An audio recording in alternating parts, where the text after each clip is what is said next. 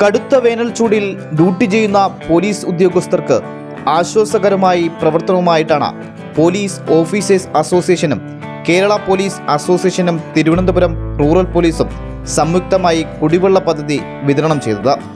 സൗജന്യമായി കുടിവെള്ളവും ദാഹശമനിയും ഉദ്യോഗസ്ഥർക്ക് കൃത്യമായി നൽകുക എന്ന ലക്ഷ്യത്തോടെയാണ് ഈ പദ്ധതി നടപ്പിലാക്കിയത്. പദ്ധതിയുടെ ഉദ്ഘാടനം തിരുവനന്തപുരം റൂറൽ ജില്ലാ പോലീസ് മേധാവി നിർവഹിച്ചു. ഫെബ്രുവരി മാസം തൊട്ട് തന്നെ നല്ല വെയിൽ അനുഭവപ്പെടുന്ന സാഹചര്യം വന്നു. ഈ സാഹചര്യത്തിൽ ഗവൺമെൻറ് ഫണ്ട് മാർച്ച് അവസാനത്തോടെ മാത്രമേ മാറി വരികയുള്ളൂ. അതിന് കാത്തു നിൽക്കാതെ ജില്ലയിലെ പോലീസ് ഉദ്യോഗസ്ഥർക്ക്, പ്രത്യേകിച്ച് ട്രാഫിക് ഡ്യൂട്ടി നോക്കുന്ന പോലീസ് ഉദ്യോഗസ്ഥർക്ക് ദാഹജലം ലഭ്യമാക്കുന്ന പരിപാടികളാണ് ഇന്ന് തുടക്കം കുറിച്ചത്.